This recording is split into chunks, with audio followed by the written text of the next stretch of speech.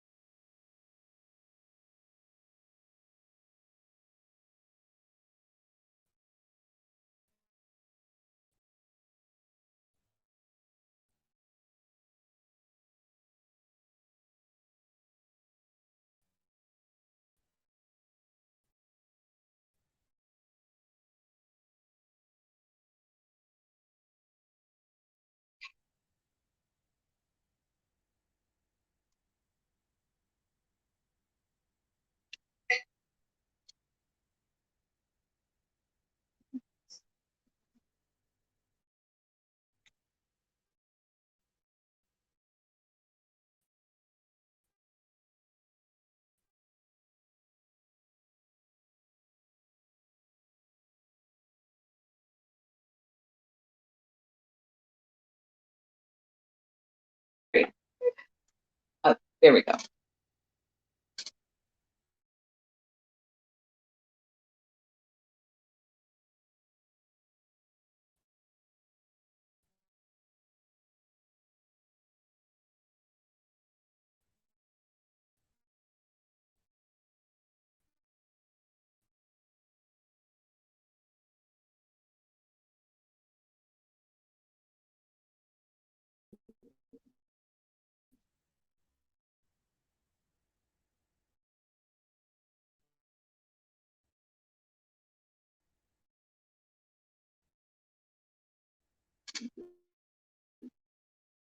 So crazy.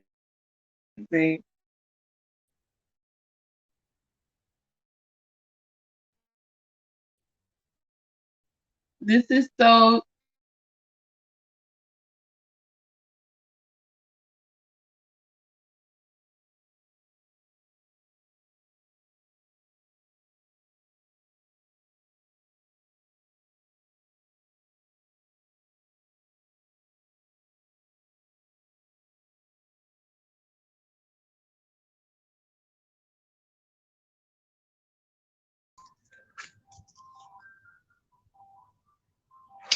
Okay, says I'm there.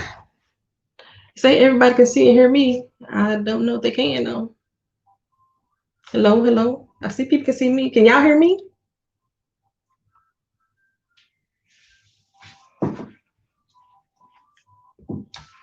I wanna know you cannot talk. Okay, y'all can hear me. Okay, that's all that really matters. How y'all doing? No, just kidding. Yes, we wait on Courtney to come through.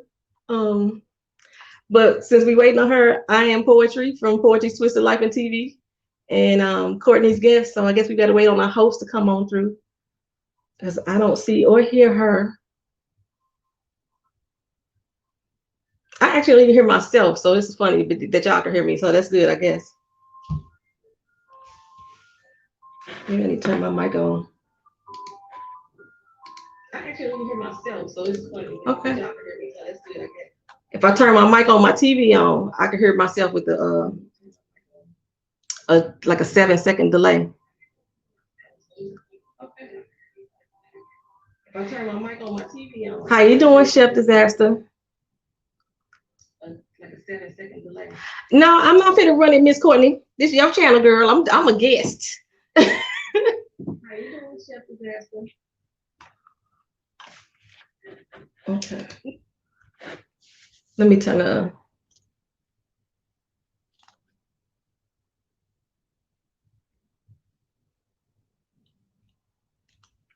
Gonna be patiently waiting for our host to come through.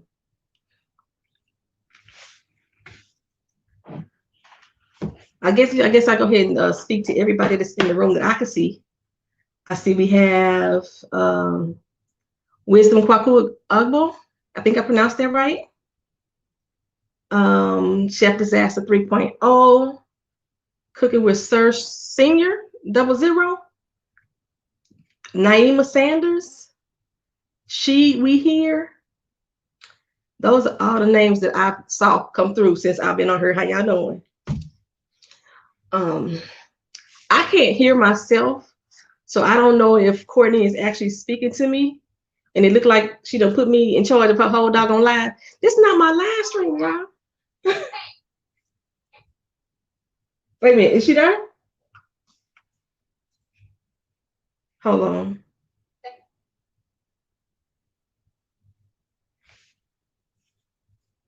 I'm gonna need a Bluetooth or something, I guess, because I can't hear. It's coming in and out.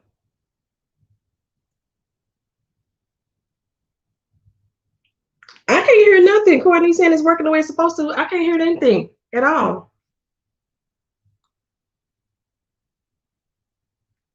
You say, let's hear some of that flow. Y'all heard me. I was doing my little me's. I was trying to get my Come and Talk to Me on by Jodeci while I was in the background. But turn off the YouTube, I think, to cancel the echo. My YouTube not on. My volume is completely down. My volume down on that too. I mean, I could see my screen, but ain't no sound on this joint. That joint, I'll see, that's all the way down. I'm going to restart. Please give them some background. Oh, wait, I hear you. But then if I turn it up, I'll hear you on there. I can't hear you on the actual video that's recording us. That's weird. Hold on.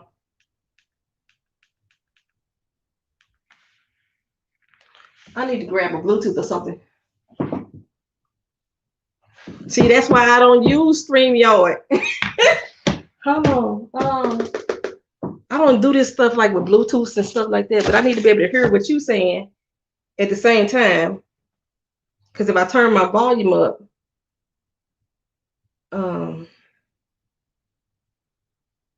say my teen, more children, you so silly. Can I talk to you? I really want to meet you. Come and talk to me. I really want to know you. Oh, oh, oh. I'm looking for my Bluetooth. That's what I'm doing, y'all. Give me a minute. Got my hair in my face.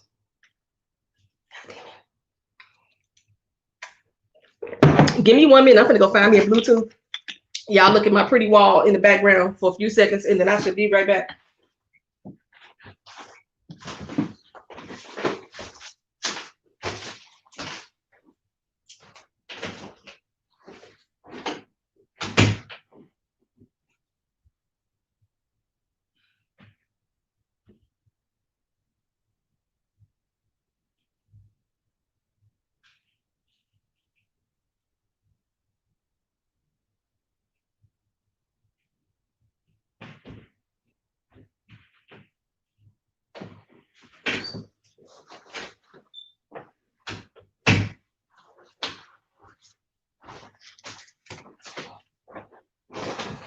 All right, I'm back. Thank you. Hopefully this is charged up. Turn this Bluetooth on.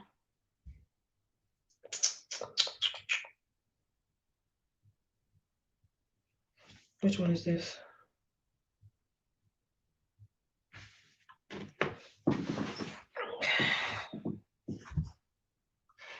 And I got like a 7-second delay from my phone to what I'm actually recording on. So it wouldn't connect. Why I want to connect? What is up with that? Try this again. Nope. Delete that. Done. Try to get this Bluetooth working. Settings. Oh shit. Okay. I can hear me. I think I can hear me.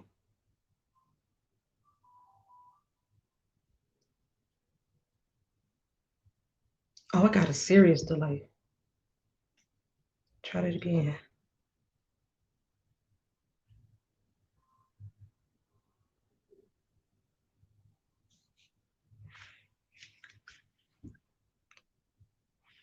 That ain't working. Give me a second.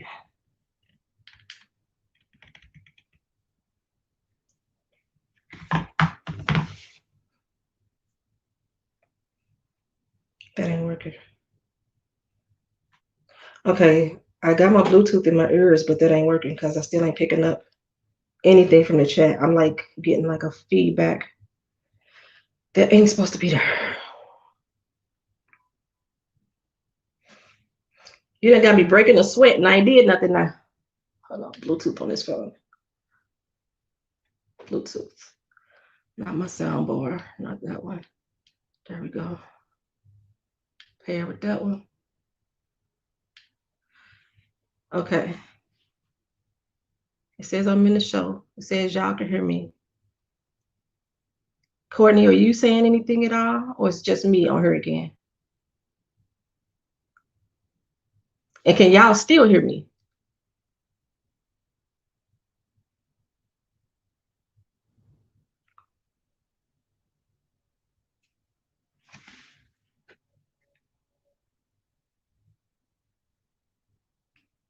Can anybody hear me now? Since I got my Bluetooth in?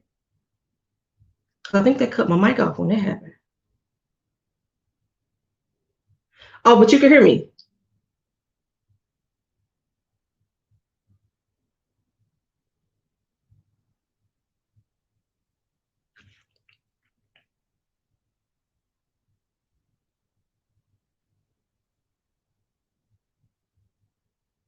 Okay, but she said she coming. We're gonna trust her on it.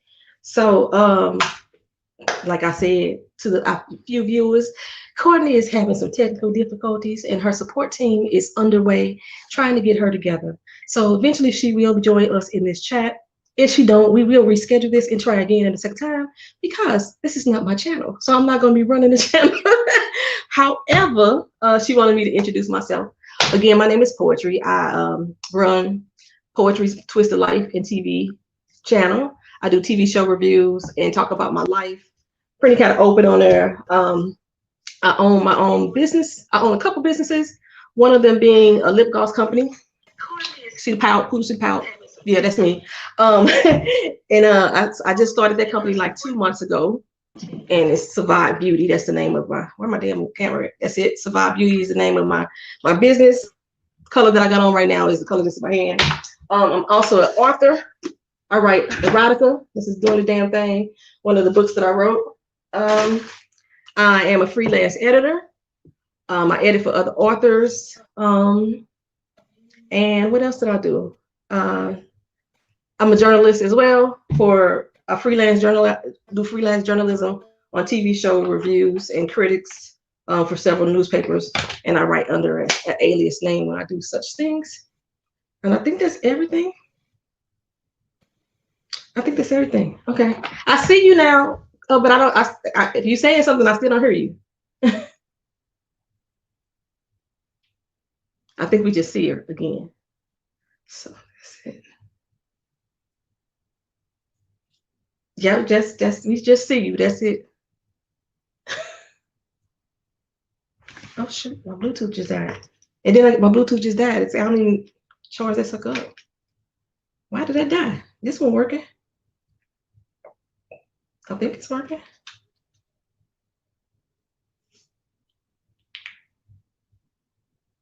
Yeah, I can see her. That's it. I can see her.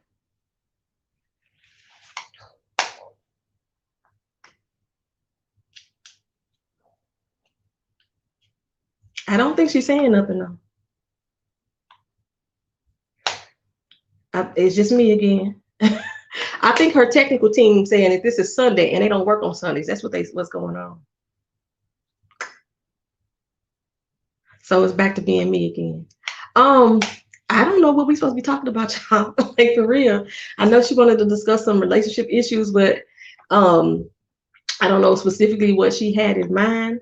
I do know that there was a couple videos that she wanted me to watch that I told her I could not watch, and I probably wouldn't watch them anyway because I don't review other YouTubers. I try to stay off of reviewing and giving my opinions about other YouTubers. Thank you so much. Depending on yeah, okay, you can utilize my business. If you go to my channel, Poetry Twisted Life and TV, you can catch all of my links in the about section for pretty much everything that I do. As far as like my editing, I'm not doing any new contracts right now. I am booked until July of 2021. C19, the pandemic has been good to me on that front. You wanna write a book? Okay. So I could give you. I can't put that in the chat. I don't even know how to best explain it because I can't type in the chat. I don't think. If you, I don't know. We'll figure it out. We'll figure it out. But that's all that I like. Don't know what. Like when you're in, we talked about everything. We can't be talking about everything, girl. We got to be specific. It's not a free for all. I can't be spending my whole Valentine's Day on here with y'all. I'm single, but still, I love myself. So I gotta go love myself and pamper myself for the rest of the day. But as far as the book, Chef Disaster, like, have you started writing it, or is it just like an idea that you have, or have you ever wrote one before? Because like the best thing that I can say right now is just like, if you haven't started writing, just start. Like, don't even like listen to other people's advice at this point, other than this advice I'm giving you right now. Just write, you know, because other people's thought processes and the style and the way, manner in which they write is probably going to like sway you from doing what you feel you need to get out on paper. Everybody be throwing the advice at you, like, no, don't write about that, or you should write about this. Write about what you feel. Write about what you know. You never wrote one before. Do you have an idea in mind? What type of book you want to write? You want to write fiction, sci-fi? You want to write a personal memoir about yourself? What exactly are you trying to write? She finna let me run this stream again. I see you, Courtney.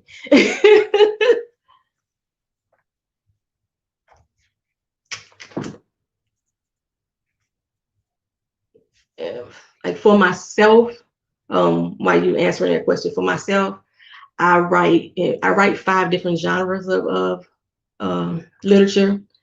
I prefer fiction. And the reason why I prefer fiction is because you could use your imagination to create a world that doesn't exist. If you have been going through some type of pain or some type of ailment, you could take that into your story and create a whole new life and a new world for you. Oh, you're writing sci-fi? Hey, yes, I love it, love it, love it. Especially with sci-fi. I just start putting stuff down on paper. Your first thing I would suggest for you to do is just like literally write a summary, almost like a book report of what you want to have happen in this story. Whether you want your main character to be a male or a female or an alien being, whatever, put that down. Then write how you think this character is going to react to certain situations. Like in the face of danger, do they have to think about it? Or are they a logical person? Or are they somebody that's quick to react? Write all that stuff down first. It's kind of like giving yourself a character interview. Even with like scenery. Let's say if you're doing sci-fi, sometimes those take place in dystopian futures. Sometimes they take place in different planets or other worlds. Your other world or your scenery actually becomes a character. So you want to write down what you think this place looks like, what you the type of weather that it has. If you want to write down the terrain of the place, if it's a made-up world or if it's current world. I do have the only book that I still have 3 for sale right now. They're all erotic and they're all on Amazon. I've taken my books off of every other platform right now because I'm trying to put out new work. And these books are like old. They old, and why they still got their little 5 and 6, 7 stars or higher, I want to leave it looking good. So like this one right here, doing the damn thing, you can get this still on Amazon. And then there's 2 other ones that kind of spun off of this that's available on Amazon. And my author name is SIVAD. Right there. SIVAD. I wrote this, I co-wrote this with my sister Mocha, but it's Mocha and SIVAD, but SIVA and then the letter D, which is basically my last name backwards. It's how I chose my pseudonym. But yeah, as far as sci-fi, my sci-fi books are written under my initials, which is CL Davis. And yeah, you just have to like pretty much just lay it out on the table. Especially like if you are, especially for Black writers, writing sci-fi is something that's so taboo, so taboo. By you being a male, you got to step one more foot in the door, because like Black women writers in sci-fi is just like, what? They exist? Are you serious? But just writing as a Black writer in sci-fi, that's something that's so taboo. So you find a lot of times Black writers will make up names just so people either won't know they're Black, or they'll make up a name that's so Black just so they can get Black people to buy their stuff, or they want people to know that they're Black. So I think for sci-fi, just having something, a simple name, something real simple, something that's easy to read, something that's short and to the point, bam, it's good for you to like promote under if you're not going to use your real legal name. But yeah, Amazon is like the one place you can buy my books through. I have a Facebook page called Just Read Publishing. That's one of my publishing companies. And I also have one called Black Ink. And ink is spelled with a Q. Publishing. And you can get books and other authors that I promote through those sites.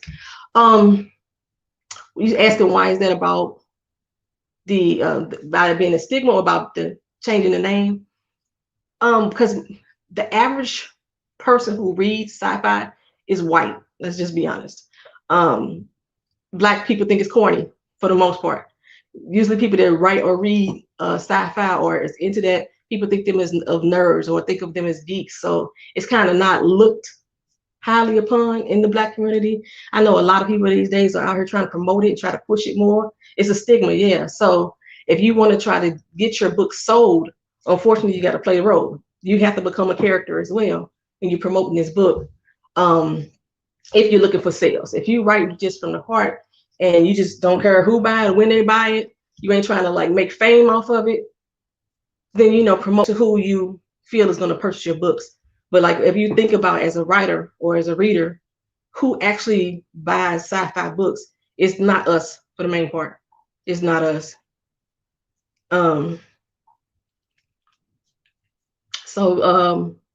like I say, for my erotic book, the reason why I use my last name instead of my real name, because when I started writing that book, I had a young teenage daughter, and I didn't want her friends to be looking at her mama a certain kind of way, because I know damn well these teenagers are gonna read this nasty book, because it's not a romance novel. It's not romance at all. It's erotica. It's about sex. So I chose to use my last name only.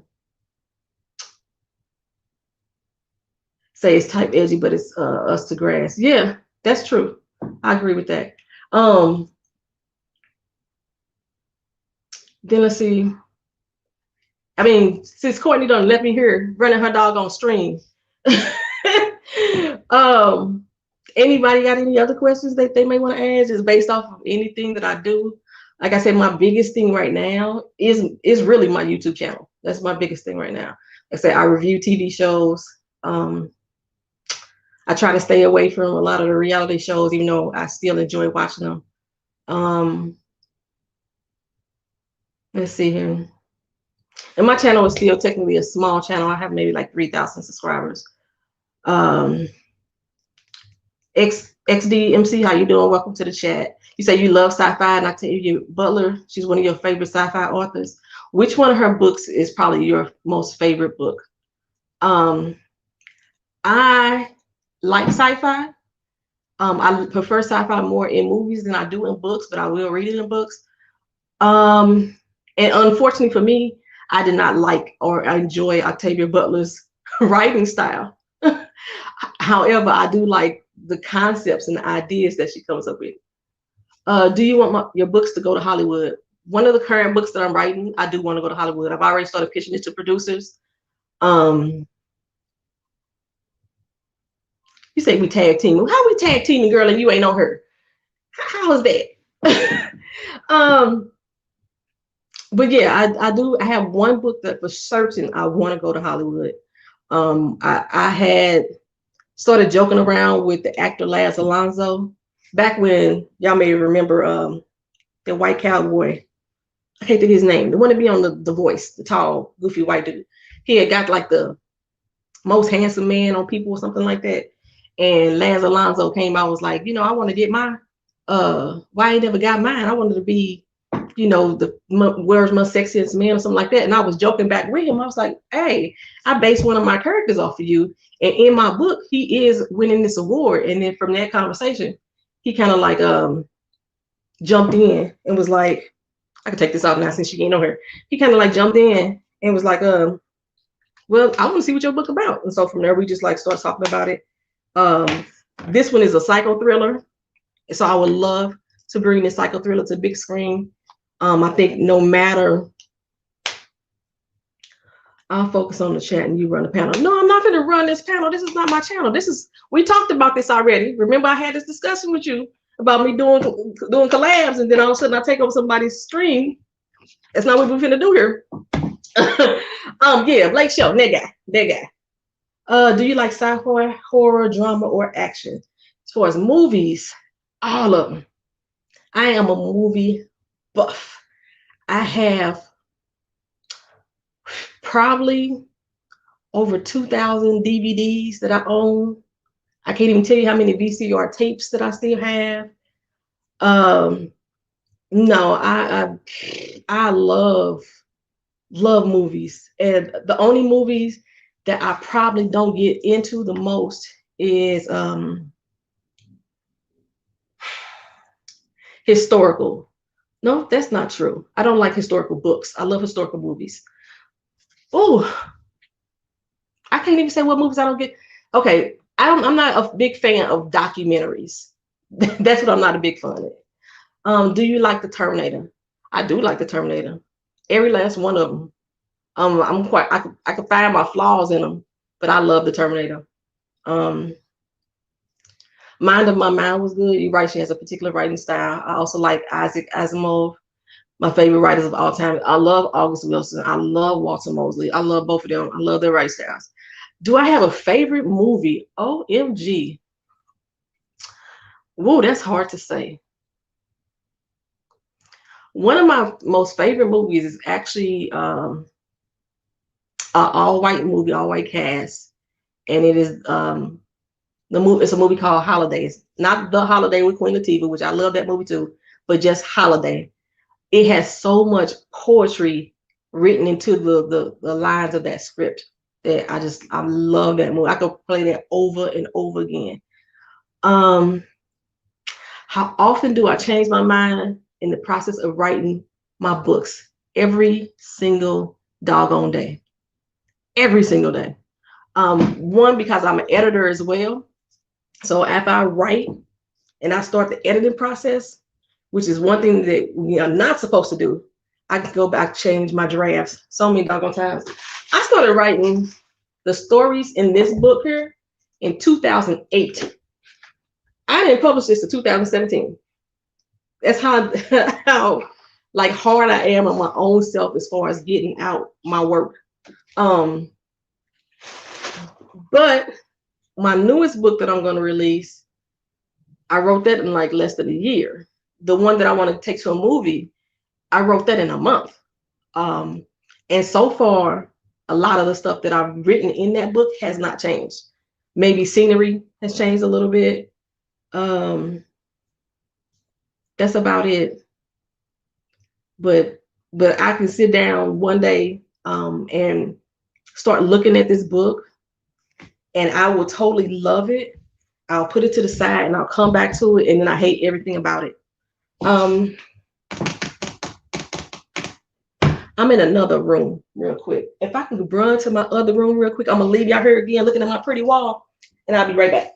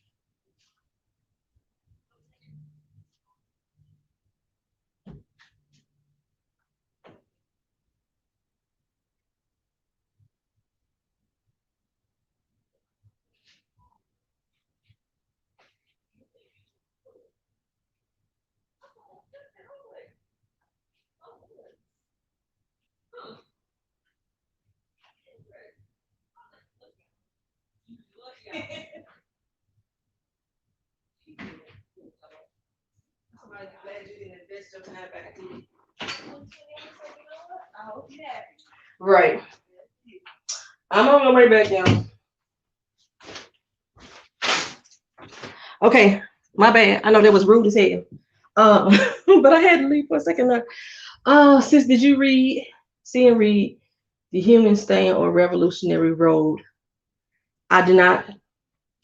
For some reason, Revolutionary Road sounds familiar to me, but I think I've seen it as maybe a movie, and I don't remember it.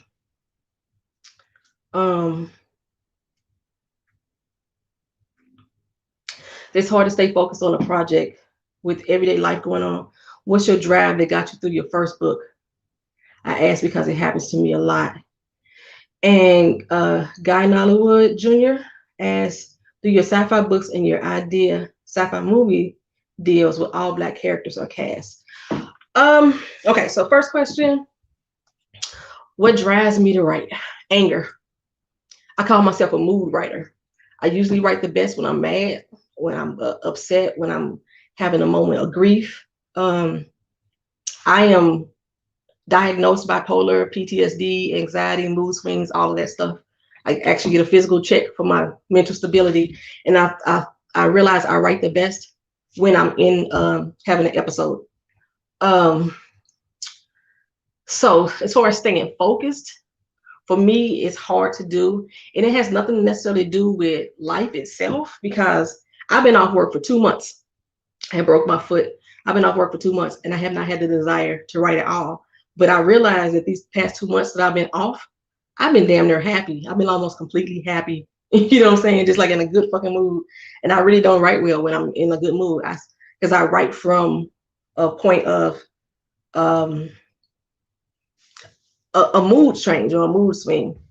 My sci-fi books, every character that I've written in my sci-fi books, in my just coming of age books, they are Black. In my erotic stories, in this book, there are some white characters in the stories, but they're not the main characters. Say who I'm mad at. That's I can't. Nobody. Half the time I ain't mad at nobody. Just when you're dealing with mental disorders, mental health issues, sometimes you just have mood changes, and those mood changes drive how you interact with everything and everybody. So it's not necessarily that I'm mad at anybody, but if you are a person that's coming around me, you're gonna always think, oh, she getting her feelings, she got an attitude today. So so mad was the best way to describe it. But nobody, for the most part. Myself, for the second part. I could be thinking about all the things that I coulda, shoulda, woulda did in life, and then I will put that into a story. What do I eat? That's a strange ass question. Food. I don't eat pork. That's the only thing I don't eat. I don't eat mushrooms, and I don't eat shellfish, but everything else I eat. Or I don't eat insects. I know some people do that shit too. I guess you could say I turn a negative to a positive, but for me, it's just I don't know. I consider it a way of life. Like even when I started going to therapy, and the doctors would ask me what I'm doing there, I was like, oh, I'm dealing with life. Y'all the ones that diagnosed me. So I just think that that's just the easiest place for me to be in. When I'm in motion, if you watch my channel and you see some of my I actually review tarot cards. I do tarot cards readings as well. I can get my most clarity when I'm in movement. So when I'm like in an episode of sorts and I'm having mood changes, even though I may be physically sitting still, my mind is moving because my mind is going through different shifts of moods. So I write best when I'm in movement. And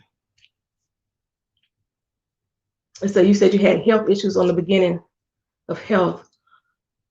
Is what you consume. So again, what do you eat? You said you had health issues on the beginning of health. On the beginning of health is what you consume. So again, what you eat. Okay, again, my answer would be food. I eat food. I just told you what I don't eat. I eat food. I don't eat mushrooms. Nope. I have convinced everybody in my life that I'm allergic to them, even though I'm not. I just don't like to have fungus in my mouth. Yeah, I do write better when I'm angry. And food don't make me angry. So, yeah, food don't make me angry. I could wake up in the morning and be angry. Um, sometimes I could wake up in the morning and I'm already crying, and I have not even started to use my brain to think for that day. My food is not, empty from the night before, so I'm not hungry. I don't hunger for anything. It's just a mood change, a mood swing. It's a chemical imbalance that happens within your body.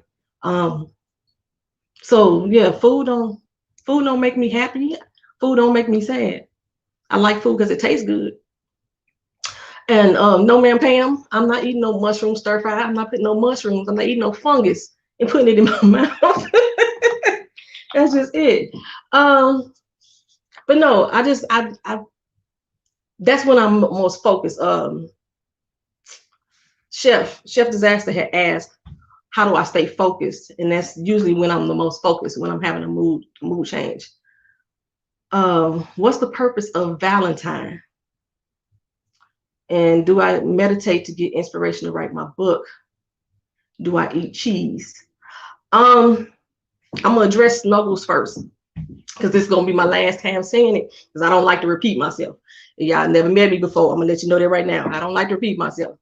I don't eat mushrooms. I don't eat pork. I don't eat shellfish, and I don't eat insects. So of those 4 things, none of them were cheese. So it's pointless to ask me if I don't eat cheese, and I just told you the 4 things that I do not like to eat. That's it. Nothing else. Do I meditate to get inspiration to write my book?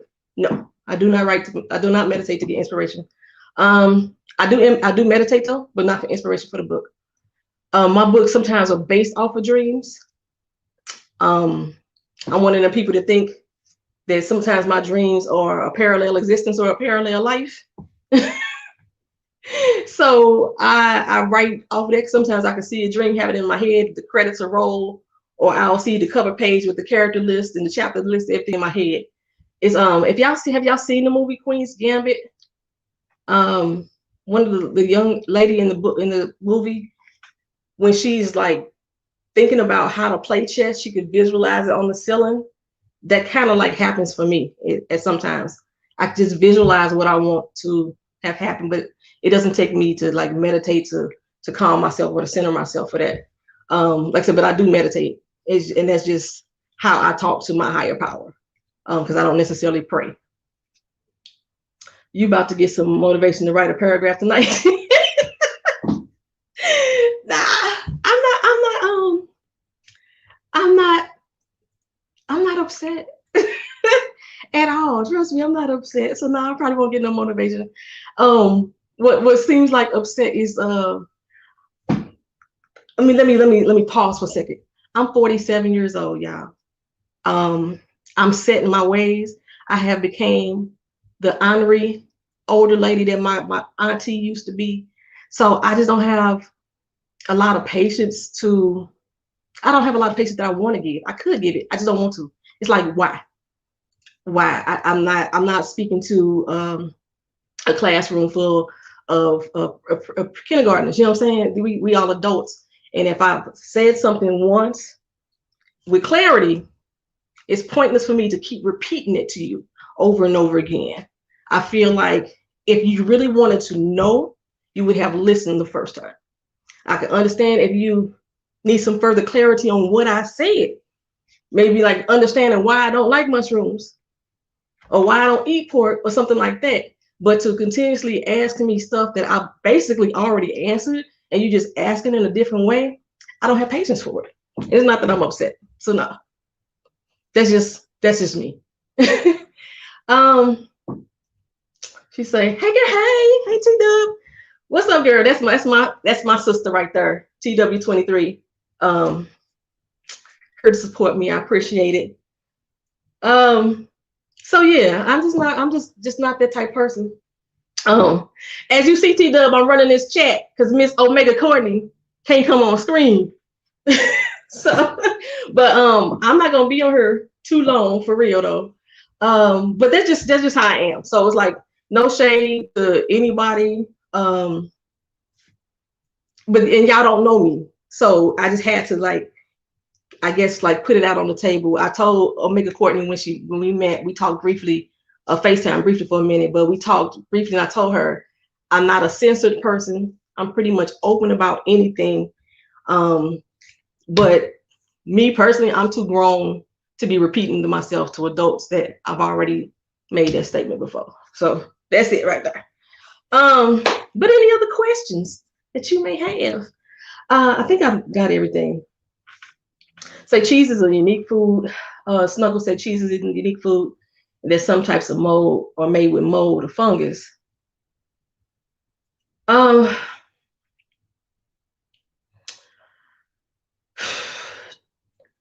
Cheese is, depending on the type of cheese that you eat, it's not made with the mold. It turns into a mold. With the exception of blue cheese. Blue cheese is basically has mold in it. So in essence, Snuggles is saying that I'm lying when I say I don't want to put fungus in my mouth. So I feel you. So yeah, you would call me a liar then by saying I don't want to put fungus in my mouth if I eat blue cheese food or anything that has mold on it. If I take penicillin because penicillin is made from mold, then yeah, I guess you would call me a liar then. And I'll take that. Anything else though? I think I got everybody's question. I don't think I missed over. Do you like books that play out in one day? Chef Disaster asked.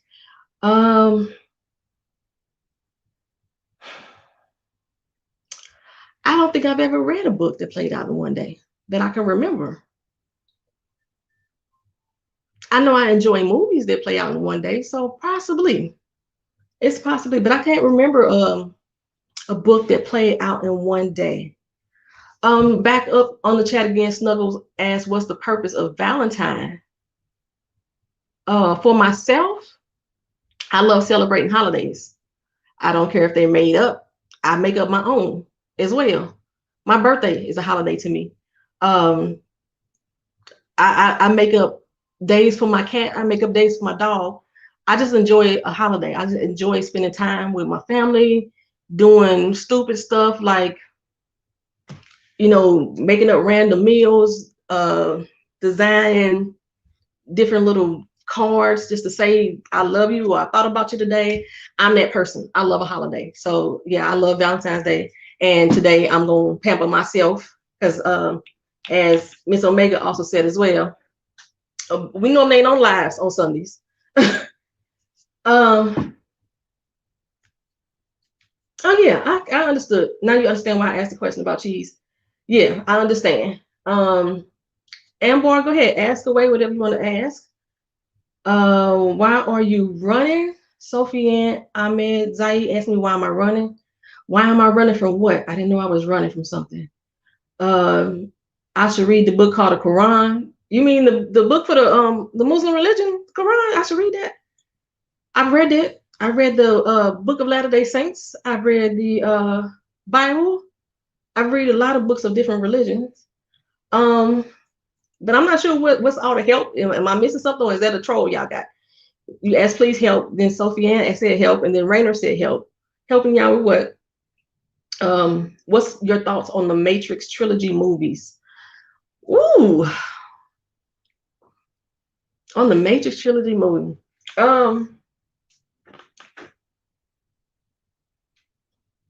We don't have food in Ouagadougou.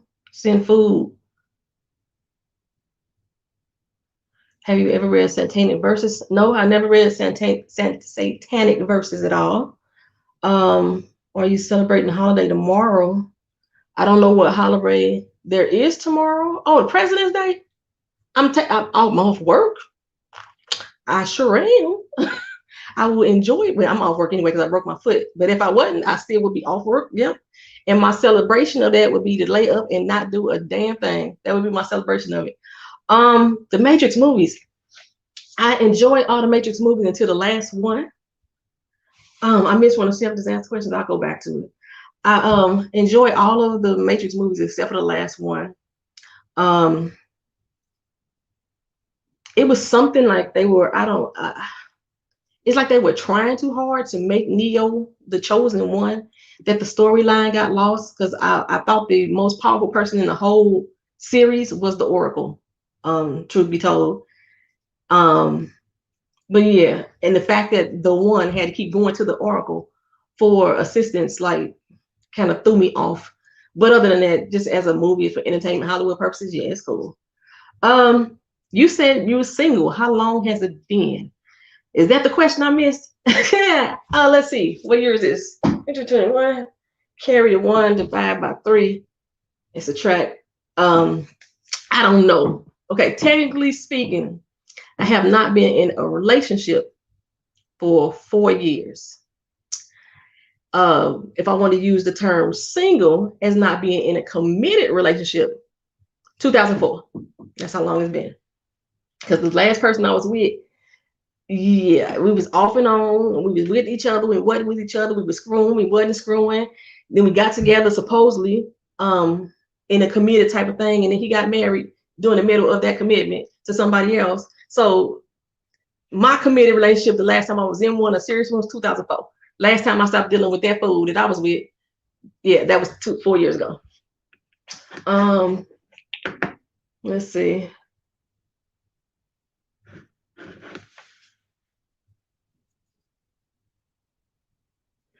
Okay, Snuggle says, why didn't you not understand what the Oracle was? No, it's not that I didn't understand what the Oracle was. I didn't understand that they were trying to make it seem like the one, which was Neo, was the most powerful person in the movie. I believe that the Oracle was the most powerful person in the movie. The fact that the Oracle got killed, come on, man, nah.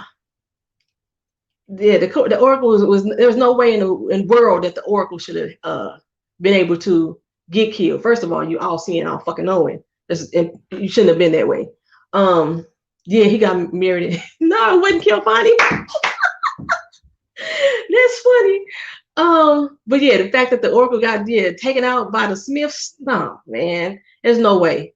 And Neo needed too much help to be the one. He was, I mean, they had the Trinity, fucking, everybody that was supposed to be part of Neo, the chosen one, they all got taken out. Maybe. It still might be all in our minds because we don't know if we got the red pill or the blue pill. Technically, the Oracle cannot get killed. That's what I said too. You thought the most powerful was Morpheus? Yeah, I don't know about that either. Have I gotten any motivation from dating them fools? Yes, a lot of motivation from dating them. As far as making the Matrix 4, I wish they would leave it alone. This would be done with it for me. I'm probably gonna watch it when it come out, but I don't have to have it.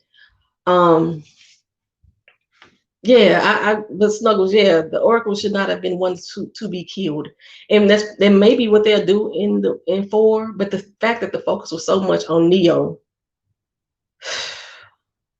yeah. Say technically Neo is the program, but he faulty if he the program. He faulty as hell. That is transcending the other programs. That's the concept of Neo. He is the reprogram, and that's what made him different. Do I like Love Jones? Hated it. And I'm probably one of the only Black people in the world that hated Love Jones. The best thing I like about Love Jones is the poem that Darius Love Hall did on stage. And I couldn't stand the one that he did. Yeah, I hated Love Jones. It was a toxic. Such a toxic fucking movie. I didn't love it at all. It was a movie about 2 different people who was intentionally hurting each other because they weren't adult enough to make decisions for themselves. So no, I didn't like Love Jones. I mean, they played with each other's hearts too much. Do I watch Japanese anime? I don't, but my daughter does. My daughter loves Japanese everything.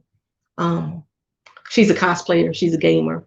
So if I happen to watch it, it's on accident, but I don't know what I'm watching. Um, but yeah, Darius and Nia both couldn't be honest with each other. They stole Sophia's work. She actually looks like you. Beautiful sister wrote Matrix and Terminator. Yeah, I saw when she won her case for that. But yeah, Darius and Nia's character both could not be honest with each other. They couldn't even be honest with themselves. Let's start there first. Couldn't even be honest with themselves of what they wanted in life. Nia was a fucking chameleon. Everything that Darius was, she basically became. She found no problem with dating his friend. I just, whether she slept with him or not, she had no problem dating him, which I found disrespectful as fuck. I mean, it wasn't like it had been years past and they ran each other down the road. This was like, fuck, next week. I was like, no, I didn't get with that. And she went off to New York to go chase her dream, yada yada this, yada yada that, and went back with the old ex. No, ain't nothing. That ain't no love story to me. That ain't no love story to me. Have I ever been married or engaged? Yes, I've been engaged 3 times, been married once, and happily divorced for, how old is my daughter now? I've been happily divorced for 23 years. Matter of fact, today is my anniversary. And as I told my daughter, this is the same day that I asked my husband for a divorce too. So I got married on February 14th and asked for my divorce on February 14th, even though he didn't sign the papers till 5 years later. And it was March 8th when it finally went through. But yeah. But I recently moved to Orlando. I live in Orlando, Florida. I recently moved here 2 years ago. And since I moved here, I have not seen or met anybody that I found of interest. What's a love story to me? I like stories that, even though there may be some timidness as far as like approaching a person, that they still can be honest with themselves about who they are as a person. They don't try to change themselves to become the person that hey girl, hey, that's my boo too, right? A scribe. They don't have to change themselves to become the person that they think the other person wants them to be. They don't try to intentionally hurt each other. And that's what I saw in Love Jones. It was intentional hurt. I don't feel like one person should be chasing the other one down. I think that in love, period, there's compromise. It's not in that story, Love Jones, and a lot of other love stories that we see out on TV. A lot of times it's sacrifice, and I don't think you should have to sacrifice to be in love. You could compromise, but most of the people are sacrificing something of themselves in order to try to win that person over or to be with that person. They make themselves smaller.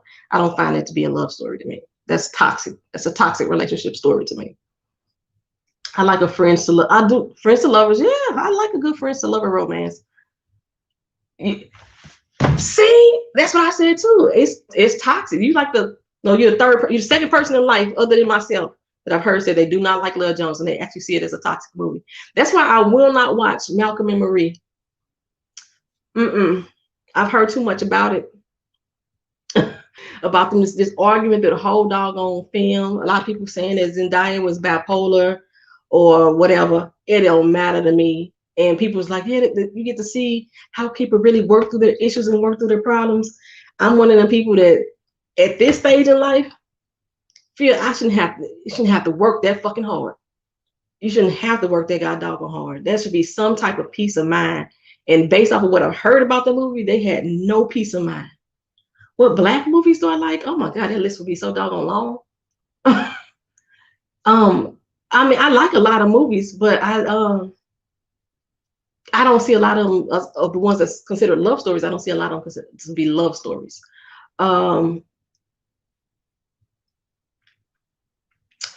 What's the dynamic of age difference? Because John David Washington is what, 36? I thought Zendaya was like in her late 20s. Yeah, it's at some point you get too old to be just purposely foolish. Um, Chef does that say my favorite love stories involves opposite attracting by chance encounters. That's a beautiful thing too. I like that too. I like seeing opposites attract. And but if like it's a lot of times when they have those opposite attract type of movies, it's always a fight too. Oh my gosh, it's a struggle just to get that other person to really see them or appreciate them. It's not saying that I have never been through that type of situation, because I have. Trust me, I have. But nah, I'm not looking for it. Did I like Why Did I Get Married 1 and 2? I liked Why Did I Get Married 1. I thought it was kind of funny. Why Did I Get Married 2? I don't even know why they bother to put it on screen. Wisdom Kwaku Agbo says, I have in Amsterdam an exemption mask certificate that allows me to go to any place and travel without wearing a mask. Okay. Do you, boo? Yeah, that's it. Writer Scribe says, I don't think if they both grown, 10 years is a big deal with age differences. I don't know what their difference is. I don't know how old Zendaya is. I just know John David Washington is 36 and I'm 47 and I would do him. I really would. I talk to people. She's in her 20s. Yeah, but I thought she was like in her late 20s. I'm not sure. But yeah, he's only like 36. He's not old at all. Yeah. I said my daughter's 23. So yeah. So other than that, that's but I don't think I know about Malcolm and Marie. I wanted to watch it initially, and that's only because these two snuck off in the middle of quarantine and made this movie. That's the only reason why I wanted to watch it. But then I started seeing so many different previews on it and then opinions on it. I was like, nah. Brown Sugar, I liked Brown Sugar, but I like Brown Sugar for the concept, the weaving in of hip hop. The love of hip hop is the story that sold me on Brown Sugar. Say sometimes when you get an age difference too big, folks try to act like your parents. I dealt with it. It was toxic and controlling. Oh, I've never dated a person that old. I've never dated a person that old. One example is Bodyguard, Whitney Houston and Kevin Costner. Oh, the opposites attract with Bodyguard. Chef, I don't know, you're gonna hate me. I hated that movie too. I did not like the Bodyguard either. But I don't know what it was about the Bodyguard that I just didn't like. I tried to watch it. In fact, I have watched it all the way through, and it didn't move me. It didn't like capture me. Whitney Houston singing is what I lived for when that movie came on. Maybe because I don't see Kevin Costner as a love interest. He just always reminded me of somebody's daddy. I don't care how young he was somebody's daddy. He was never somebody that I would find attractive. So yeah, I don't know. You say I do hate everything. I do hate everything. I'm only 5 feet tall. Vito, my dog, is, if he stands on his hind legs, we are the exact same height. But yeah. So, but yeah, I'm 5 feet tall. Yeah, if he stand up on his hind legs and he jump up to like greet me, we the exact same height. You thought Kevin Costner was beautiful. Yeah, I mean, to each his own. He's not my cup of tea. He's not my cup of tea at all. I actually don't have many attractions to white men at all. It's a few that I was like, oh, he looks nice. But no, Kevin Costner, I didn't even do that. Oh, what do you think about buying gifts for your boyfriend? If I had a boyfriend, he would be laid out this Valentine's Day with gifts. I love treating my man with stuff. Like gifts, like made up things, goofy gift baskets. I have no problem buying a man a gift. What about Love and Basketball? Oh goodness, that was another toxic ass movie, but I did like the movie. But yeah, in the end, her and Quincy didn't never have to get together for me. I was like, bump that whole relationship out in there. Conan O'Brien. Conan O'Brien is your dream type? Girl, you are I don't know what's the word I was gonna say. An anomaly? I don't know. Conan O'Brien. Hold on, let me make sure that that's my wrong phone. Like, let me turn my phone back on to make sure I'm really seeing who you saying. I just like Kevin Costner. Let me see, did I even think of a white dude that I was not like remotely attractive? That I could think of off the top of my head. Mm. Mm. Okay, the only old, okay, an old white man. Only old white man I was ever in love with was Sean Connery. That's about it. um, but I can't think of no present day white dude that I could think of off the top of my head that I just like find attractive. I'm still trying to look up Conan O'Brien. I'm like, I gotta put in my mind if it's the same person that I'm thinking that you're talking about. What about him is what about him is appealing to you? Let's see, Conan O'Brien. Let me see. Is it his net worth that's appealing? To each their own, sis. To each their own. That's what I'm just saying. Conan O'Brien? Really? You like the safe white dude, ones that look like they're not gonna harm you. That he may be cool down with the sister because he a ginger. Is that nah, sis. Oh, he's 57. I guess for a 57-year-old, he don't look 57, put it that way. Conan can move to Usher and IT. We're both talking about it. I've never seen Lovecraft Country. I don't have HBO Max or HBO. So, and I know it came on one of those too. So I didn't get to see it. Or maybe you say you love you some gingers. Whew, you like it. I'm not gonna say if you like it, I love it, because if you like it, you like it. That's how I'm gonna leave it at that. But yeah, Conan O'Brien wouldn't do nothing for me. Dang, I'm trying to think of. I just can't think of a white man that really like floats my boat. I don't date outside my race, and it's not like that. I date outside my culture. Like, I'll date a Black African. I'll date a British African or Black person. I'll date Australian Black person. But I just date Black people. And like, usually, like, say I may see a white dude, may pass me by, and be like, oh, he look good. It was a white dude in my job that was cute, and then he got sunburned one day, and he came in and worked pink, and that really threw me off. They did it for me. I know this kind of prejudice, but still. So how you doing, Tanjone? Welcome in. What movies do I like? I think I answered this before you came in.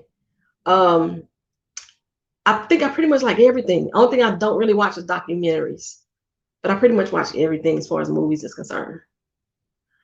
I don't know if it's like going back to the plantation. I don't know. I just, and I have like a lot of family members that are in relationships, and so it's I can't, and the people are they cool. I'm cool with them, but I couldn't date their brothers or their cousins or nothing like that. I just I don't know. It might have been embedded in me in a young age. My grandmama was always like, if they can't bring your comb, don't bring them home, and it might be like embedded in me or something. I don't know, but because Black dudes with straight hair, can I talk to them too? I probably could. I don't know. So now that might not be it. I don't know, y'all, for real. But I just ain't never found one that I wanted to like take home and or. I'm trying to really think. If I'm lying, like, somebody correct me. You love documentaries, real people who lived it and could talk it, movies or Hollywood lies. But that's the one thing I was saying earlier, Tanjong, before you came in, which is one reason why I like to write fiction. I like to recreate existence. So yeah, I like to recreate an existence. I appreciate the the idea of being able to create a better existence or even create a different type of world, with some factual stuff mixed in. I am not personally that interested in just learning about a random person and their background. I'm just not that person. I'm not a historical person that I need to research everything. Like I read, I learn, I go to museums, I ask questions of my ancestors. But for me to like be that deep into somebody's life, I just ain't never been that person. I was surprised that I watched the Wendy Williams documentary. And that's because it came on right after the movie. It's probably the only reason I watched it. But yeah, I will watch a documentary. I just have not been that invested in it. The biggest project I did for another author, was a ghostwrite, which we still are under NDA for that. What a ghostwrite basically means is I wrote the person's book for them and they stuck their name on it. It was the biggest project I did. And because when as a ghostwriter, I was paid up front, so I don't receive royalties off of that. So I didn't keep track of whether or not it like made a bestseller, or which I believe it did. And then I didn't even keep track on how much of what I wrote was changed as well, because I didn't edit the work. I just wrote it. Say Leonardo is gold in anything. I missed something. Naima said something about Leonardo. I know you said that you don't like historical movies. How do you feel about Titanic? Oh no, I had to correct myself. I do like historical movies. I was saying I didn't like them, but I actually do like historical. I don't like historical books for some reason. But yeah, I liked Titanic. And I like a lot of movies that are made based. I like based on, like you can give me a story and you can make a movie based on somebody's real life. I could deal with that because I like the embellishments. Because even with like if y'all seen the Wu-Tang saga, that's based off of their life and how the group Wu-Tang got together. And I know a lot of it has some embellishments in it. I could deal with that type of stuff. Like if it wasn't for the embellishments, it'd basically be a docu-series. Docu-series to me basically feels like I'm reading a newspaper article.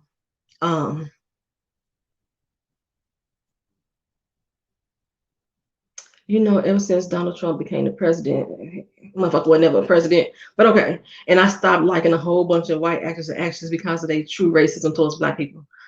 I probably didn't. Honestly, I probably didn't. One, because a lot of these people have always showed racism, like, and like I say, and like by same way I feel about docuseries, when you start diving that deep, it changes your perception of a person. It takes out the entertainment value. And I like to watch TV and I like to watch movies. And I like to read books to be entertained. There is a point or time that I am learning, that I want to learn, but that's not my main purpose for watching TV and movies and stuff. I'm not here to get a history lesson when I watch a movie. I love me some Kung Fu movies. I love me some Kung Fu movies. Guy, you thought the Salt and Pepper story was good too? Okay, see, look, chef, here I go. I ain't like that either. No, I don't write plays, Chef Disaster. I wrote one before and it was freaking horrible. Because when you write a play, you have to mainly write the scene, the scenery and the direction around it. The dialogue is your main character, and it's more dialogue than anything, which is a lot different than writing a fiction book or writing a novel. You don't want your dialogue to tell your whole story in a novel. And usually with a play, it's mainly based on dialogue. So now I'm not really into writing plays, even though I enjoy watching them. But the Salt and Pepper story, it was too rushed for me. There was some embellishments, some changes that happened. The Salt and Pepper story for me was more about salt than anything. It made Pepper look like that she had no brain. It made Pepper look like she was codependent on Salt. Um, they made Cinderella's character damn near non-existent. I mean, even if you were watching the movie, the character that they had play her biggest role in the movie was saying, "Yes, I want to go. Okay, I can't go. You sure?" That was like her whole role. And then in the year of 1999, her character was gone from the scene until 2015. That's when her character came back again. So yeah, I wasn't feeling the Salt and Pepper movie at all. And the bad part about it was the way that it was written, how the pace in which it was written. Once it got to the music, 'cause I love Salt and Pepper music. Once it got to the music, I was so like uninterested that I didn't even get hyped when the songs came on. I was like, oh, that's the jam. That's it. That's basically how it went for me. So you can watch. Tanjan says I've been watching movies for subliminal messages and some real life stories. You know they have stuff. Yeah, I think a lot of TV has subliminal messages, and when I watch when I review TV shows, I I speak about a lot of those subliminal messages within my reviews. I actually mix in a lot of my own real life experiences in relation to the show that I watched. Like I watched The Handmaid's Tale, and like the parallels for everything that's happening in politics right now is basically that TV show, but which is like kind of weird considering that the TV show is based on a book. They changed a few things from the book, but not a lot. But the book was written in 1984. So but basically the snatching of the kids, the still taking of the rights of the woman's womb and things of that nature. All that stuff was written in a book in 1984, and it was brought to life in TV in this current day. But it parallels what's going on in TV right now. So like, yeah, sometimes I look for those subliminal messages, but I don't be looking to try to I'm not necessarily looking to learn from those messages. That's what I'm saying I'm not looking, when I say I'm not looking for a history lesson, I'm not looking to learn. I like to point them out because I like to investigate. I like to research. But yeah, for the most part, it's for entertainment value. You said the Wendy Williams story was stupid. The Wendy Williams story.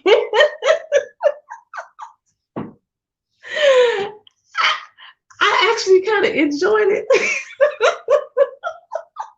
And I think I enjoyed it mostly because of the actress. Homegirl played the hell out of Wendy.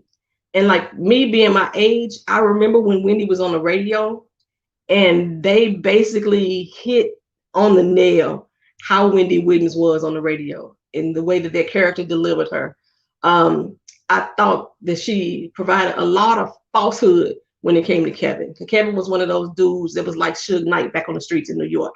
And she made him seem so docile in the movie. She didn't speak on the alleged abuse. She didn't speak on her first marriage. The most shocking thing was her relationship with Eric B.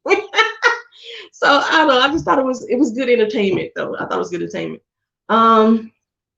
Have I seen Gattaca? I have not seen Gattaca. Yeah, the 1984 book is parallel to The Plague Now with The Handmaid's Tale. And the one thing Margaret Atwood wrote or said about her book, that she took real actual experiences of real situations that were happening in the world at that time. Everything that happened in The Handmaid's Tale actually happened somewhere around the world. She just took all those stories and fictionalized it and put it into a book. And basically, like, life is just repeating itself, so to speak. That say a poem that I wrote. I'm gonna get back to that. That should be a documentary and a movie about George Clinton in the Parliament. A whole movie while he's still alive, not after he's gone. George Clinton is one of your favorites. That's what's up. I think people that we are like really big fans of, yeah, we would probably love to see like a documentary on them. I am a diehard fan of Prince. I do not want them to touch his life.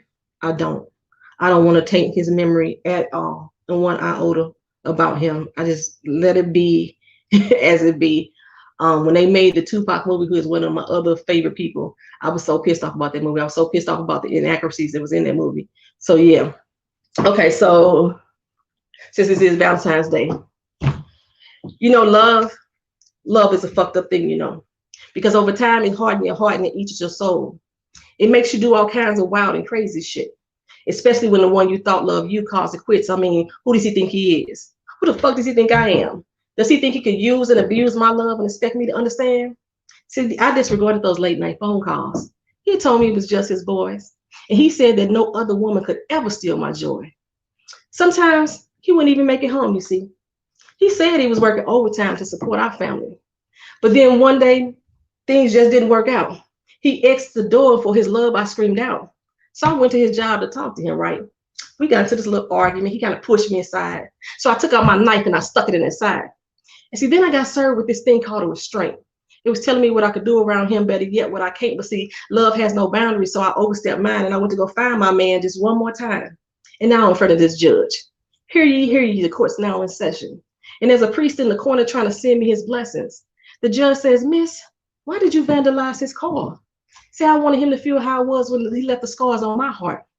And speaking of his heart, you know when you shot him, you almost hit it? Damn, you mean I missed? See, I wanted him to feel how it was when he tore my love apart.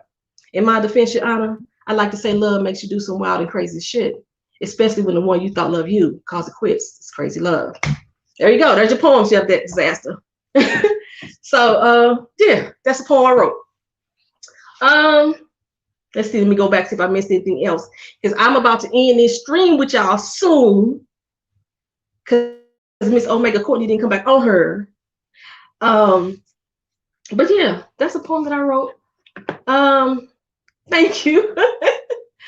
Let's see. Tanjan said, you want to write a movie yourself and you want to do with some positive things. I don't want nothing negative when it comes to my people, because that's all we see is negative images of us. For the most part, you're right. That's all they see is negative images. I would love for them to create roles or more today. It's like every time they write a movie about Black people that is not comedy, it's dealing with the Vietnam era on back. And I just get tired of seeing those same type of movies. I wish they would have write a movie that, you know, Black women or men be warlocks and witches. I love having a warlock and witch type of situation and be in control. I am writing a sci-fi book that, have I copyrighted the idea first? I'm writing a sci-fi book where it's Black characters that are the lead, and the Black characters are, yeah, I think the whole book is Black characters. Now think about it. Yeah, thank you so much, Chef Disaster. I appreciate it. Yeah, I want them to leave her story alone. I want them to leave that story alone. So yeah, I want to see a lot more Black sci-fi type of movies. I love the one that they did with Jamie, the Power. I forgot what it's called. It's Power something. I ain't gonna say I loved it. I liked the movie. Thank you, Tanjan. I appreciate it. But it was still something, still elements of something missing there. We for some reason when we put out movies, we always gotta have that white supporting character. Thank you so much. We gotta have that white supporting character for some reason, and I just wish they wouldn't all the time. Although, like I said, I am writing a book that has a white character in it. But she is very, no, she has a role. She has a good supporting role. But she's not the main character of the story. She's not the protagonist of the story. She's not the antagonist of the story. She's just, a supporting character. She's there to carry out a storyline at one point. Basically, half the shit that's being done in the book being blamed on her ass for that. So, but yeah, I would love to see like Queen Latifah right now is on TV. She's with the remake of The Equalizer. I would have loved for that whole cast to be a Black cast, which is one reason why I love Black Lightning so much. But at the same time, I was pissed off that Gamby had to be the technical person. The white dude had to be the technical person that's been aiding Black Light all his life. I was like, we couldn't just have a brother fit that role too. But like, I would have loved it for that to have been a 100% Black show. What African ancestries are you from, Seth? Niger.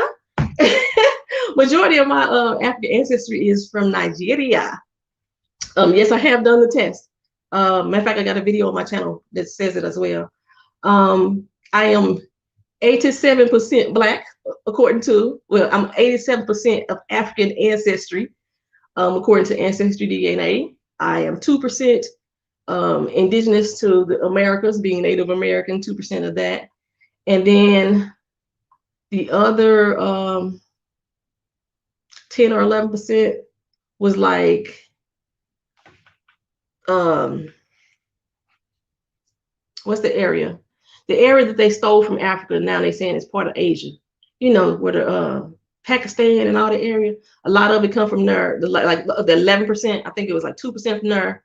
I had like 1% from Scotland or some shit like that. Yeah, no, it's very rare that anybody is 100% African, except for people that's born and raised in Africa, and they use their African ancestry is usually still mixed of different African countries as well. But yeah, I think but me, this is how I explain my ancestry. Like I've been tracing back my tree, tracing back my roots. My roots so far in America, we are Black.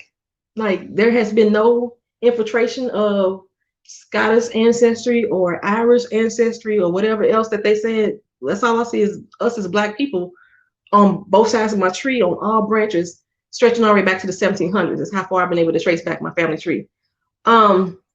So the way that I see it is that for these other countries that they say that they're showing traces of my ancestry from, my people were still Black there too.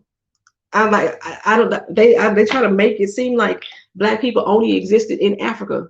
We were worldwide. White people weren't the only ones that was travelers and explorers. So if I do have 1% Scottish in me, I think that 1% Scottish was the Black people that was living there. That's how I interpret it. So for me, I'm gonna say I'm 100%. That's just me. It's my, my whole thing.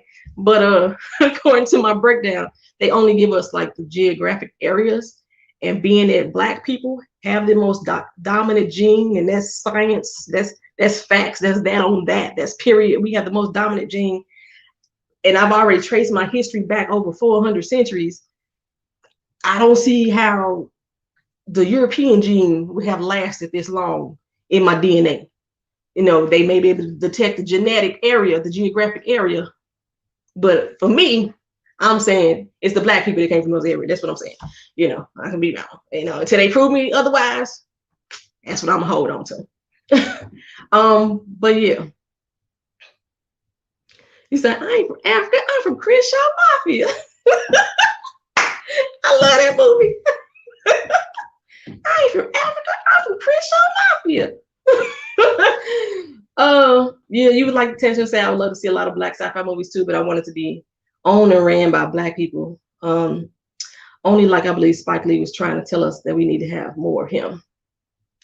I wish. But the thing is, like, people want to make that dollar. We could say all day that we want everything to be owned, operated, and ran by Black people, but the truth of the matter is we still are under the thumb of white folks. Like, you own your own. I got my own beauty line, you know what I'm saying? I run my own business. It's Black owned.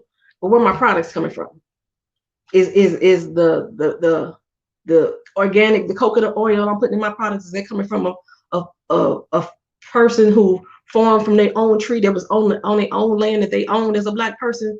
Most likely not. Say maybe you're part Europe. I think my ancestry snuggle said I had, of my European ancestry, I had 1% that was from Scotland. That was my only European. It used to say Ireland, but then they have redid it and made the technology more advanced, and it says it's more Scotland than Ireland.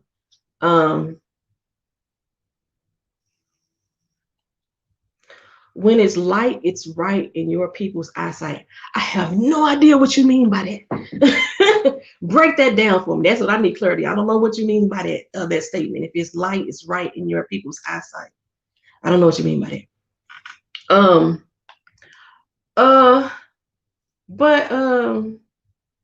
But yeah, as far as like being black, I'm Crow, Cherokee, 2% white, 28% Cuban. How did you find out that you was Crow and Cherokee? I want to know. What test did you take to find that out? Because like my mama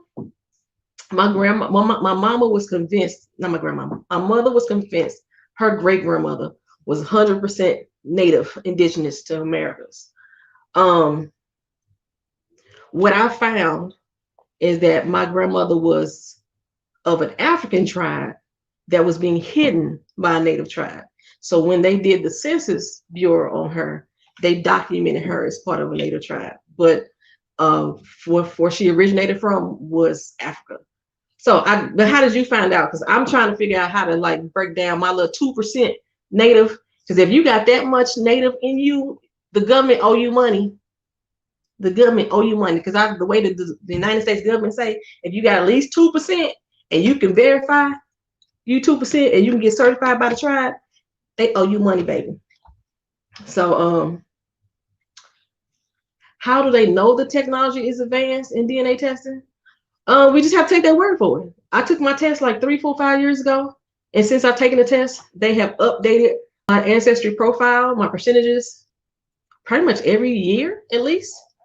For the least part every year. And it's just like with any type of medicines. It's a science. Science evolves every day. I doubt that they still are using technology from when ancestry first started back in the 1970s that they use in the day to determine. And the way that they basically tell you, if you ever taken the test, a lot of people don't read the fine print on the test. The fine print says that what they do is they pool, let's say 1,000 to 2,000 people who have lived in that area for over 200 years, right? And if they've lived in the area for over 200 years and your DNA matches their DNA, that's how they determine that you possibly from that area. That's just, what I'm saying. Black Panther 2 is in the making. Yes, it is. It's supposed to come out in 2022. Did you go live? Did I go live? Or do I go live? I go live randomly. So it's very random. When I come on live, they'd be like, hey, y'all, I'm on live. Who in here with me? I don't never really schedule it for the most part. With the exception of every third Sunday, I do a cooking stream on my channel. And we just talk about everything. I'm nasty mouthed it. We talk about sex and everything. The stream that Omega Country met me in, we was talking about sex when she came in. Why do they not pay reparations? Who don't pay reparations? The United States government. They don't feel like they did nothing wrong. That's the simple answer. They don't feel like they did nothing wrong. Heck, we wouldn't even consider people. So why are we paying money to people, to individuals who we don't see over people? I think that's it. Yeah. So yeah, that's why I don't think they pay. I don't think they would ever pay us reparations for real. What else I'm thinking? Also, I'm gonna do a short plug on myself while I'm on here. I don't have like the ability to type into the stream, I don't think. But if y'all interested in buying, lip gloss for yourself or for your loved ones, or some lip balms, or some beard oils, they're gonna be coming out soon, some foot soaks and stuff, come to my channel or come to my website. It's www.SIVADBeauty.com. If you can't remember how to spell SIVAD, just think of the word Davis and spell it backwards. That's it. SIVADBeauty.com. And support me. Your girl's still trying to completely legalize her business. So I'm either raising money. You can donate if you don't want to buy no shit. You can hit the donation button and drop some ends there, or you can buy something if you feel like you want to get something for your money to help me support. I don't think nothing of ADOS. That's it. Snuggle. I don't think nothing of ADOS. I don't really give any thought to it for real. Auntie Lanita Valdez Justin did our DNA test with the tribes in 2008. I believe, and Daly City when I was there with my grandmother. But I'm 2% white, not 2%. But I'm 0.2%. Okay, yeah. And 2%. The Crow is from Mississippi. Auntie Lynetta Valdez Justin. Did you DNA test with the tribes? Let me know what kind of tribe, what kind of testing that was. I would be really interested to find out what that test was and do it myself. Can you show your beautiful roses and chocolate that your Valentine gave you? I'm single. I'm as single as the day is old. I didn't get nothing for Valentine's Day. Me and my daughter, we went out and we had a lunch. And as soon as I sign off this stream, I'm gonna go pamper my doggone self with my own skincare products, pamper myself, kick my shoes off, throw my doggone hair up on top of my head. I already got my bra off. I took that off a long time ago. And I'll sit down on the couch and I'm gonna watch 90 Day Fiance and I'm gonna watch The Equalizer and what else come on today? I think that's it. I'm gonna watch those two things and then I'm gonna go to bed and get up and do it all over again tomorrow. I know they always money, but you know, they're looking at fair-skinned people and see if we're not fair-skinned enough. They only want the $5 Indians, which is white. I'm not sure what you meant by that. I'm not sure what you meant by that. My channel is if you see my name, I can't put my link in her channel. I don't think. Let me see. I can find out. See if I can put my link in there. I don't think I can. I don't think it allows me to put my link on other people's channels. Miss Courtney would have to be authorizing it. I'm gonna try it and see if it works.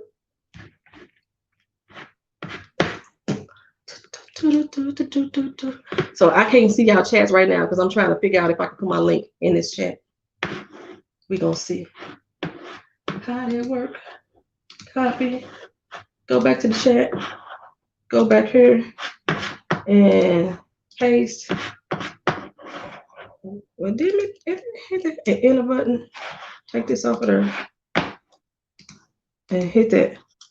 Oh, it put it there. There's my link. That's my channel right there. That's my channel. I don't do familytree.com, nor do I do the other DNA testing because they alter your DNA on purpose, so you won't get any benefits or any money. And they always want to say you got European blood. For myself, if I'm former military, they had already had my DNA from when I went to the military. I've been incarcerated before. They've already had my DNA from when I was incarcerated. So if they was gonna do any type of alterations, they probably already did it. So it really didn't matter to me as far as like what company I used. But I would love to see what my Indigenous American breakdown is. When I was in Puerto Rico, though, there was a young girl that met me on the street, and she was trying to tell me how I look just like her family members. And I've had other people tell me that my Indigenous probably came from the Taino people, which is they're native to Puerto Rico. And the way the Ancestry.com does it, anybody that's Indigenous is from Alaska, Canada, America, all the way down to South America and the surrounding islands. That's how they consider Indigenous. Valentine's Day is a day to celebrate romance and love and kissy face, but the origins of this festival of candy and cupids are actually dark, bloody, and a bit muddled. Valentine's Day is a time to celebrate romance. What was the incarceration for? One of the incarcerations, I've been arrested 7 times. My longest stint that I was incarcerated for was, how can I say it? Assault. That's what it was for. It was for assault. And I only got incarcerated because my fucking friend who I was helping actually snitched on me. But yeah, that was for assault. Every time that I've been incarcerated, it's been for assault, except for the very first time, which was car theft. You say you knew it. Yeah, the very first time was grand theft auto. The rest of it was assault. Valentine's Day is a time to celebrate romance. I was going back to that for a second. And love and kissy face, fealty. Valentine's Day, oh, my phone's about to die, y'all. So I know if my phone died, I'm gonna go and tell y'all good night right now, because if my phone died, that's it.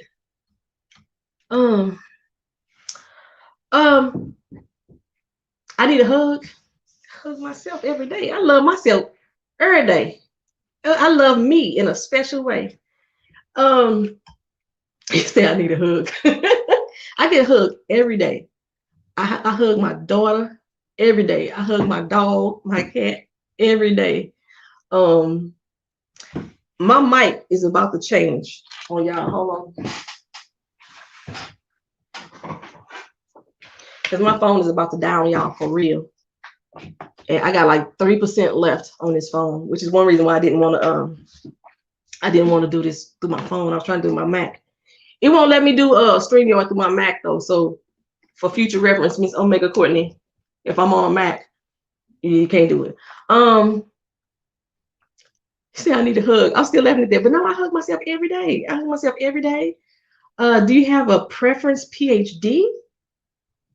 What do you mean by that? We don't have a preference PhD. I have a degree, but I don't have a PhD. I have a degree in international finance. I have a certificate in Black Studies, and I have a degree in accounting. Both my international finance and my accounting are both bachelors. And my certificate in Black Studies. That's when I was learning about Black history. You have to have a certificate in it. But that's about it. But I don't know what you mean by preference PhD. So yeah, break that down for me, Snuggles. What you mean by preference PhD? I don't know what you mean by that. But yeah, I love myself every day. I love myself every day. I don't just hug myself every day. I love myself every day. I told you I'm grown. I am grown. I love myself every day. Even if I had a man, I still would be loving myself every day. But no, I don't have any gifts or trinkets from any of my male companions. I told y'all earlier, since I've been in Orlando, I have not met one person. Explain international finance and how does that work? Let's see if I can turn this on. Can y'all still hear me, first of all? Because I just switched my mic out. If y'all can still hear me, let me know. Please share any of the contact info. This is my business. Beauty.com. That's my business. See, it didn't do a link that time. Oh, you gave me a hammer. I was like, what the hammer for? It didn't show the link this time. Maybe I have to do it this way.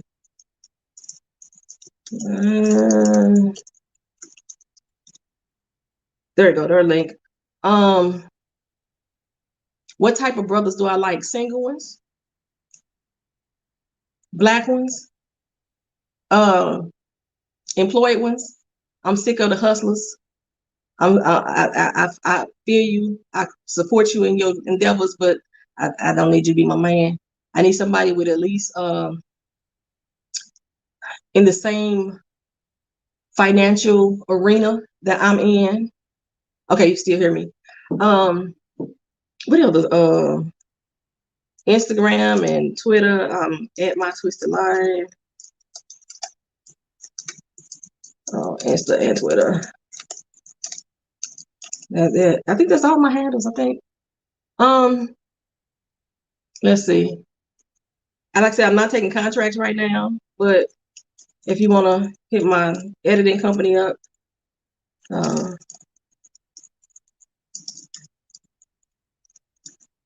there we go. Let's see. That's about it. Somebody honest. Somebody that's not playing games. I'm not a side chick type of person. Not anymore, put it that way. I done had my time. And I got like a 10-year window.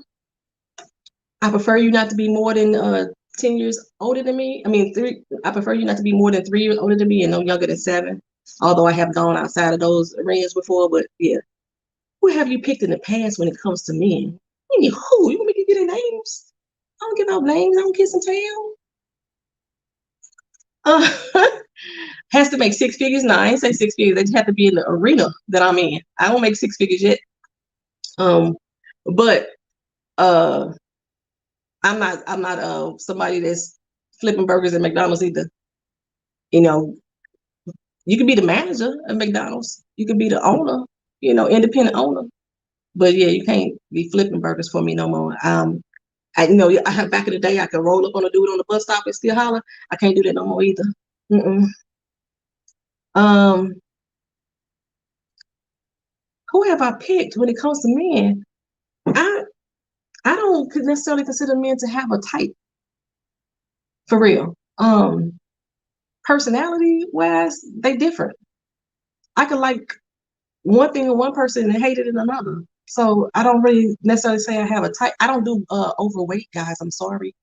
I do have a problem with obese men, and it's not because I don't even say I'm fat shaming. I actually have a physical reaction. Like the actor Faison Love, we attempted to date once upon a time. He's a very funny dude. He's hilarious. We went out dancing one night and his stomach hit mine and I got physically sick. And at that point, I realized I can't date obese men because it's something about when they touch me, they hit barely hit mine. I'm a thickums. I'm saying they barely hit mine. So I may be shallow in that right. But if I'm dating a guy and they gain the weight, then there's no problem. But coming in the door, I'm just saying I'm just kind of shallow on it. Um, the only Caucasian member of your team fell asleep and we missed the sound check. Man, leave him alone. um, then so yeah, I don't think that I necessarily pick people. I have been somebody that has fallen into relationships. That's a good way for me to say it. I don't think that I've necessarily picked too many people. Yeah, I'm so serious about getting sick. So serious. I mean, like physically sick. I almost threw up on him in the club when we were just like dancing and just having a good time on the dance floor. I got literally sick and like no joke. And it's like, and then I tried to date another guy afterwards that was like, you know, heavy set, and a similar situation happened. It's just I got physically sick. So I just in my mind, so it must be something deep embedded in my mind. But like I say, I have dated people that have put on weight in the middle of our relationship, and I could only say that the feelings were already there, that it didn't matter to me at that point. But yeah, I seriously, yeah. And he was cool. Like he was. This was before he even became famous. He was still just like a comedian on the road back then. And then Faison became Big Worm, and and blew the hell up. But yeah, matter of fact, it's in that closet. I still got the teddy bears that he bought me back in the day. It was like in 1992 when we first like met. 91, 92. Was he Big Worm before then? That was 90 then. It was 1990. Um, then I think like I saw she trying to keep me on her. We have been on her 2 hours. It's 6 o'clock. I think other than that, but yeah, I don't really think about as far as other than that, I don't think that I necessarily have a type.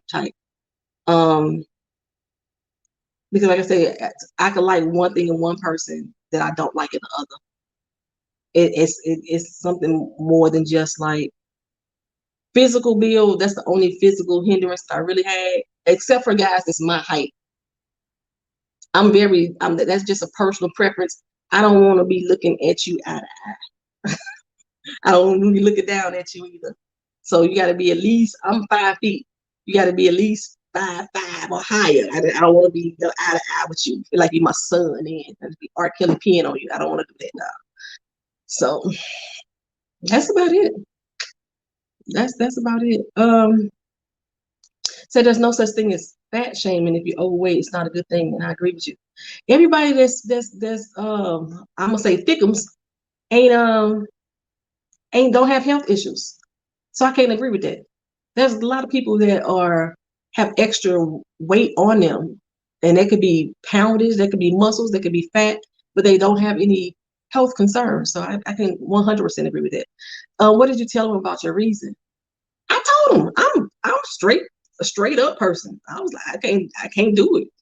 And so I told him that what happened. You barely hit mine. That I got nauseated because I couldn't picture myself being intimate. If we on a dance floor and your belly hit mine, that was again. Would I date mulattoes? What the fuck is a mulatto? Are you saying biracial people? You really pulled out mulatto from the 1960s. Um, um, yeah, I date biracial people. Yep. Again, I'm one person that like science has already proven that black people had a dominant gene. I'm one of the people that still call you black. You know what I'm saying? So I'm not in this argument that you biracial, you ain't black. That's not me. You black to me. You got the dominant gene in you. The only ones who I won't date, and this is including black people who I won't date, is ones that who deny their African heritage. You say mulatto. Black people, biracial people, and when I say biracial, I don't just mean black and white either. I've dated Puerto Ricans mixed with Japanese. I've dated, yeah. If you are connected with your African diaspora, then you my people. You know what I'm saying? If you recognize it, you acknowledge it, I rock with you. If you one of the people that said denial, like here in Florida, had these fucking Cubans, don't know their damn history, or their heritage, or they deny it, I don't fuck with them. Mm-mm. The ones that do, I do. Okay, so this has been 2 hours that we have been on here, and I need to get off here and go pamper myself before 8 o'clock when 90 Day Fiance come on, and take this fro up off my head, and it's not a wig. It's just, I'm gonna pull it up, something like this. If I got a ponytail, hold on, I'll pull it up right now. If I can, hold on, I go right there. There we go. Gonna pull it up right now and get it off my head because I'm hot. And then I have enjoyed the conversation. This ain't nothing that me and Miss Omega Courtney was supposed to be talking about. But I appreciate all of y'all questions that y'all had, all your time, y'all attention, y'all hanging with us through the technical difficulties. So would you date Barack Obama or Tiger Woods? I don't find either one of them physically attractive. But if I did, I would date them. Maybe not Tiger. Tiger tries to deny his black side a lot of times.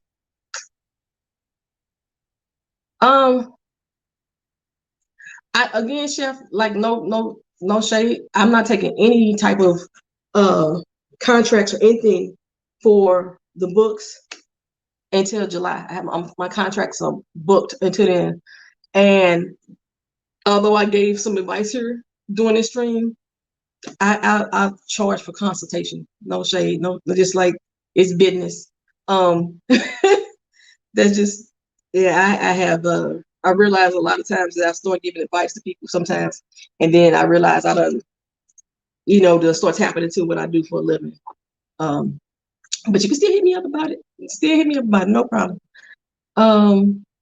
Like if you just want to throw some shit at me, conversation, like we could chop it up a little bit, but I try not to dive too deep into anybody's project that I'm not going to be physically working on. Like I said, I give small advice here and there. Like I can give you advice about how to get your ISBNs, what's the best way to do it. I can give you advice on how to set up, if you're going to self-publish yourself through Amazon, I can give you advice on that. I can even give you advice on how to do the character interviews that I was talking about in the beginning, how to set that up. I can give you advice on that. No charge on that either. But as far as like actual story development and how to move it along, then yeah, that's a consultation right there. But yeah, certain things like copywriting, ISBNs, setting up your how to do it yourself to set it up on Amazon or Barnes and Noble, how to do that. But if you want me to walk you through it step by step, I charge for that too. I charge for formatting. It's cheap though. I'm cheaper than most industry standards. But yeah. Let's see. Go back. You said dating Barack Obama or Tiger Woods. Yeah. If Tiger Woods or Barack Obama met me on the street and tried to holler, I probably wouldn't give them the time of day as far as like dating. I probably have conversation with them. Maybe they'll make me laugh and we could talk it up and become friends. But I'd probably friend zone them because I don't find them physically attractive to me. It's something Barack Obama is I'll call lanky, tall and slender. That's I need a little bit more muscle tone for me. So you don't cook these meals for free. That's what I'm saying. You see, I'm saying I'm with you. I'm cooking these meals for free. I think that's it. Anybody had any other questions before we sign up out of here? Nothing else? No, because I see the little closer remarks thing coming across the screen. Go ahead, girl. Do that. So yeah, if there's nothing else that anybody had to ask, I think I got everybody's question. Dave Mulatto's, did I tell him? Yeah, he was funny as a mug. Yeah, Faison's still funny. He is a cool ass dude. He's still funny. Yeah, that's it. That who do I pick when it come to me and get my type? Ain't got none of them. For real, for real. I shared all the information. Oh, international finance. What exactly is international finance? International finance. It has a lot of areas of accounting in it, checks and balances with money, but international finance actually teaches more on about investing and how to not only invest in like bank investing, it teaches stock investment, how to read the economy or things that's going on in the economy and how to move money for different companies. I did international finance for business. I didn't really dive that much into the personal side, but I like to work with businesses when it comes to finance and when it comes to money. So it kind of deals more on those aspects, learning the investment portfolios, learning how stock exchange moves, basically how to make your money work for you. That's pretty much what international finance was. And like I said, it goes further than just United States. It's taking it out to different countries all over the world, so that way you can know how these different markets play into your dollars for the most part. I think that's it. Did we ever get the preface PhD? I don't remember what if we had got that, what that meant. You said you could tell I'm not to be F with. uh, I'm the one that nice people ever want to meet. I don't have no chocolate. I did that. I don't think nothing about ADOS. Tanjon hopefully gonna get with me about the doggone testing she did with the tribes, or he did with the tribes. I think that's about it, y'all. I think that's it. I think it covers everything. How does international finance is not specifically about just the United States. It's a worldwide economic system. You have to you're looking at different companies within different countries and learning how their money moves and what makes money for them. And what, let's say, for example, like right now with the C-19, the virus that's out there, we would look at how the United States is handling it and how they're handling out, passing out vaccines, or how they handling out the medical expenses for people. And we look at those certain factors, some of those type of factors, and see how that is going to affect the global market, not just the United States market.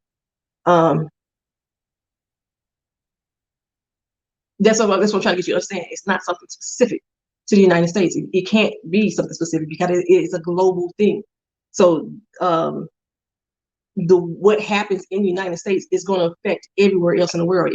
There's nothing in the international finance. There is nothing that's specific to the United States other than the dollar, which has no value until we put it to it. Yeah, that's pretty much it. So like this is this learning how it's about the world and learning how the world. I'm saying that you understand about international. How does Africa affect international finance? That's what I'm trying to get you to understand, Snuggles. Everything affects it. Africa, America, Japan, Asia, each system, they all are playing a hand in it at the same time. It's not Africa is over here doing their own thing by themselves, and it's not affecting the rest of the world in some kind of way. Their money is not mixing in or taken away from one thing at a time. Then it's not international. That's African finance. It's all linked. There is no separation. It's all linked. They all play off of one another. The tariffs, the tax tariffs, the everything plays off one another. So that's it. That's all I'm gonna give y'all for real. I done said this like 5 times.